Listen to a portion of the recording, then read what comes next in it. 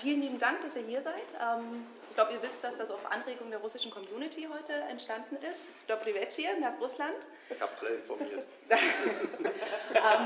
Unsere russische Fan-Community und unsere Fanclub-Mitglieder haben so eine ganze Reihe von recht interessanten Fragen gesammelt. Und ich glaube, wir haben nicht so viel Zeit. Wir starten jetzt einfach mal ganz schnell.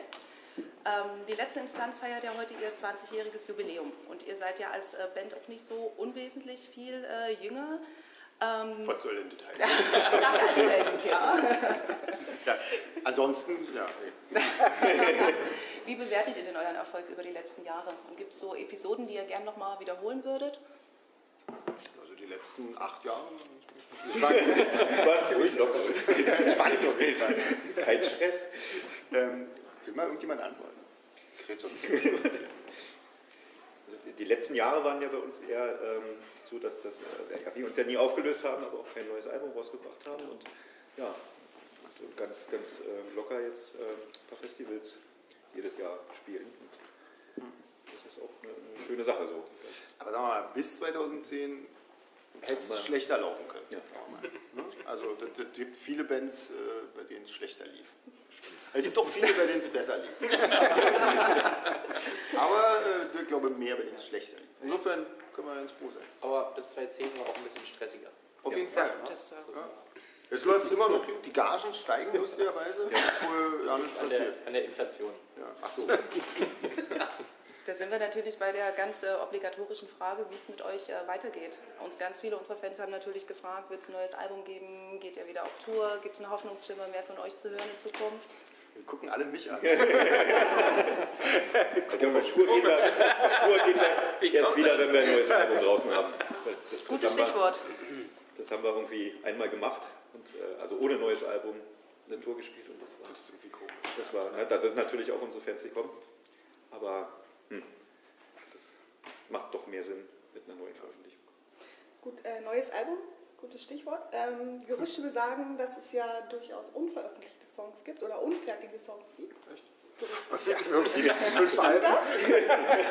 Und Norm hat ja, 3 Alben im Schubfach.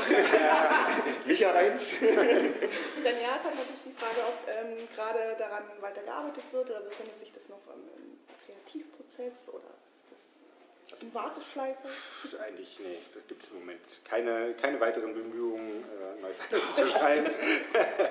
Also die unveröffentlichten Songs, also da hat ja meistens noch einen Grund, warum die nicht veröffentlicht. Also nicht, ne? Also sonst hätte man es ja gemacht. Meistens ist es ja dann eher, also ich meine jetzt, quasi das, was es nicht auf die regulären Alben geschafft hat, muss man dann nicht 10 Jahre später nochmal rausbringen, wo dann alle denken, oh, jetzt haben sie sich nochmal irgendwie tierisch hingesetzt und sich Mühe gegeben und dann kommen da die Abfallsongs raus. Das ist ja Quatsch. Das macht ein bisschen Anspruch. so ein bisschen, ja. Okay. Wenn Seraphim erst gestern gegründet worden wäre, welche Art Musik würdet ihr schreiben bzw. spielen? Jetzt eine neue Art, oder? Also, nach eben Hätten wir noch keine Songs. jeden Tag hätten wir erstmal zusammen einen getrunken und überlegt, ob wir überhaupt das wollen. Ihr habt ja so im Grunde genommen auch gar keine so alte und neue Songs. Wie stellt ihr denn die Setlist zusammen? Sind das die eure Favorites? Sind das die Sachen, wo ihr das Gefühl habt, das wollen die Leute gerne hören? Oder was ihr gerade am besten miteinander spielen könnt? Eigentlich macht die Setlisten immer Inga. Ja, stimmt. Also die macht die Vorschläge mit den Songs, die sie gerne hören würde. Und wenn einer die Mails zufällig liest, dann sagt er ja. Dann sagt er, das ist cool, machen wir so. Also wer das nicht weiß, Inga ist Normans Frau. Ja, genau. Nee, das ist doch schön. Also, Heute haben wir uns überlegt, machen wir mal, weil wir ja mit der Instanz das erste Mal auf Tour gegangen sind mit Seraphim, spielen wir mal ruhig ein paar mehr alte Songs.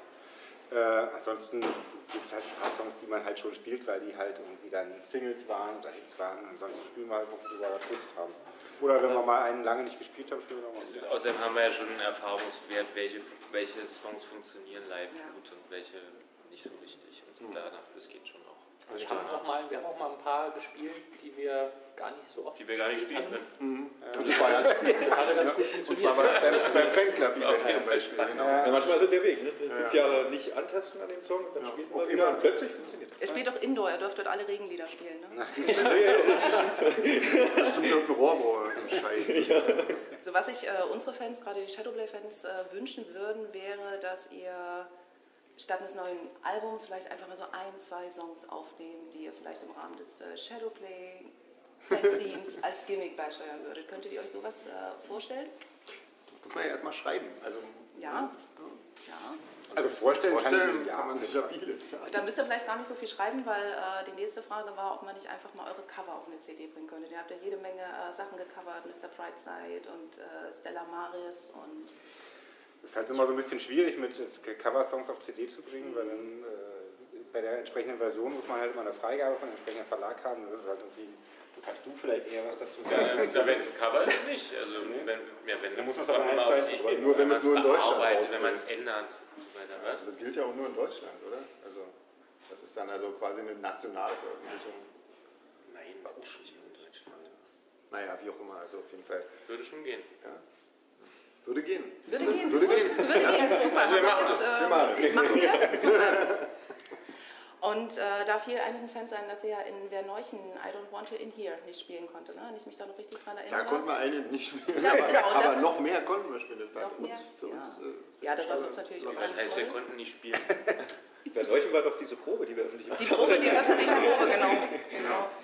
Nee, und da ist dieses I Don't Want You In Here einigen im Gedächtnis geblieben und da war auch der ganz große Wunsch, dass ihr das nochmal so spielt, wie es angedacht war und vielleicht ein kleines Video. Das war genau so.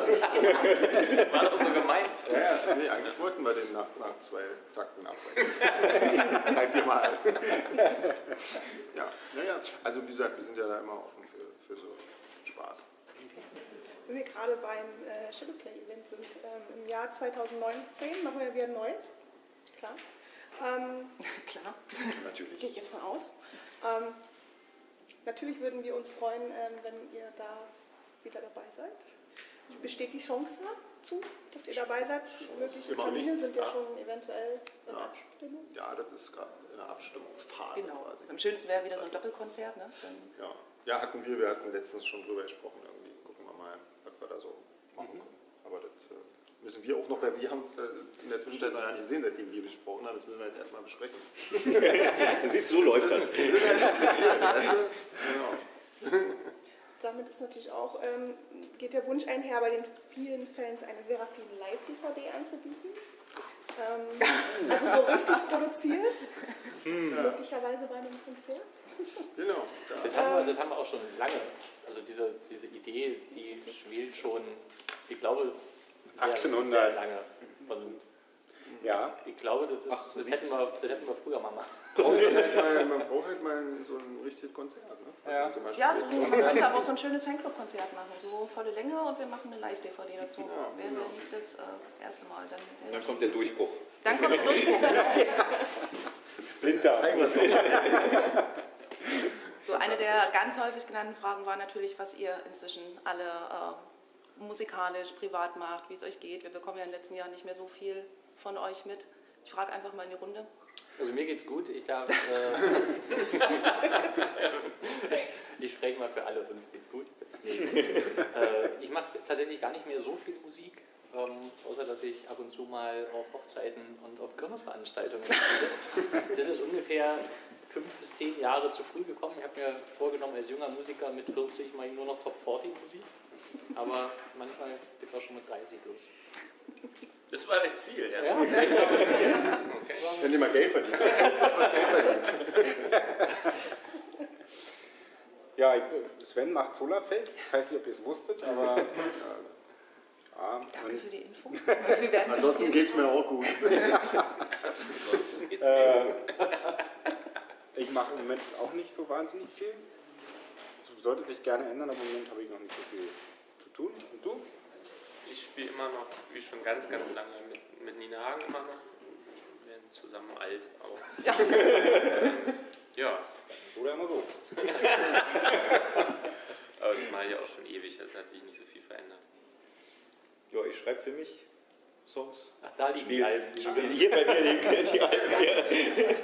Ja, und ab und zu mal so in Kneipen bei mir in Neukölln. Ansonsten baue ich Möbel. Eine ganz tiefgründige Frage. Inwiefern hat sich eure Sicht auf das Leben und eure Lebensphilosophie in den letzten Jahren geändert? Bei mir zu hören auf dem letzten Solar Fake Album. Nicht Nicht sehr positiv hat sich das entwickelt, muss ich sagen. Ansonsten. Nee, also ich glaube, so aufs Leben, der Blick ist immer noch gleich. Der Blick auf die Gesellschaft wird ein bisschen unangenehmer, aber kann sich ja vielleicht auch wieder bessern in 100 Jahren oder so. Also, wenn der Regen gekommen ist, ne, dann irgendwann. Würdet ihr gern mal auf eines eurer Konzerte als Zuschauer gehen? Um den Live-Auftritt mal aus Fansicht? Sehr gerne. Das würde ich auf jeden Fall tatsächlich gerne mal. Endlich mal. Hätte ich gerne mal gesehen, wie sich das so anhört. Und aussieht. Man hat ja selber, man hat ja nicht nie Man Ja, traut sehen ja vielleicht nicht, aber auch hören wir so. auf keinen Fall gucken. Das hätte früher noch funktioniert. Ja, stimmt. Vielleicht können wir über Doubles mal nachdenken. Aber es gibt ja die tolle Erfindung von Video, aber das ist immer nicht ist nicht dasselbe. das Gleiche. Aber die Stones sich auch mal gemacht, um sich mal selber zu sehen. Obwohl, Und jetzt machen die Doubles wir das können weiter. uns ja mal mit Sängern ausstatten, kann immer von vorne spielen. Zur Abwechslung. Ja. Ist ja nur fürs Publikum sehr interessant, wenn Ja, einer stimmt. auf der Bühne steht. Das ist ein Catering. Okay. Also ja, die Antwort war ja. Die Antwort war ja. Was sind denn dann speziell eure Lieblingssongs, eure jeweiligen Lieblingsalben von Seraphim? Schwer, aber es ist eigentlich immer, bei mir immer das Letzte, weil das halt als letztes da war und als letztes sich so geboren wurde. Aber natürlich sind man alle davor ja auch toll. Also die haben das ist mit immer dem, schwierig. mit dem Abstand jetzt, ne? Also so, das letzte Schönste verblasst so langsam, aber da kommen so Vom anderen ein wieder paar nach vorne. Sachen wieder durch. Ich glaube, das hängt auch so ein bisschen davon ab, wie man früh aufsteht. Wie so selber Gefühl ist, ob man die CDs noch findet im Regal. Ich habe die alle montiert. Also, Ja, wir haben wirklich tatsächlich jetzt in Vorbereitung auf das Konzert ein paar Sachen wieder so von Blind Camera mal gehört, die ich schon ewig nicht mehr so einfach so angehört habe. Und ich dachte so, wow, cool. Cool. Irgendwie so, weil von dem Album spielen wir nicht viel live irgendwie und dadurch hast du es nie so präsent. Und dann hört man das halt mal ganz wieder so relativ mit einem frischen Ohr und denkt so, wow. Das ist eigentlich eine schöne Sache, weil wenn man dann auch so entspannt ist und nicht mehr so oft spielt, dann spielt man die Sachen eben auch nicht tot, sondern man freut sich wieder. Was hat man da alles für Sachen im Petto, die man einfach wieder aufleben lassen Ja, kann? dann sind wir wieder bei der Setlist-Frage. Ne? Bei mir ging es so mit Failing Breath, habe ich noch nicht Ja, halt auch wieder gehört. Ich dachte so, wow. toll, ja. Hätten wir ja heute spielen können. so was war dann los. Wenn wir jetzt 20 Jahre warten, sind die Songs alle so geil. Du hast den Wink schon verstanden. Wir haben hier noch eine Reihe von ein paar persönlichen Fragen, die hauptsächlich aus der russischen Community gekommen sind. Einige von euch haben ja Kinder. Mögen eure Kinder eure Musik? Also mein Kind mag Musik. Ich glaube, er kann noch nicht unterscheiden zwischen unserer Musik und anderer Musik, aber ich glaube, er mag Musik. Er mag Musik? Meine Kinder sind inzwischen so alt, also in einem Alter, wo alles, was von mir kommt, total uncool ist. Also, Weniger mit der Band zu tun. Ich glaube schon, also die müssen die halt immer hören und ich denke mal, es sind Freunde drin. Also. Mir noch eine ganz schöne Frage. Sven, du trägst ja heute eher so enge Hosen. Könnt ihr euch noch an die lange Röckezeit erinnern? Ja, Ja, sehr gut. Möchtest du noch was sagen? Heute trägt er den runter. Ich hatte mal eine Stilberatung, hat gesagt, kann man auch enger tragen. Wie wichtig ist es euch, euer Auftreten heute? Wie geht ihr mit dem Älterwerden um? Sagen wir jetzt nicht. 2 HPs später, was soll ich sagen?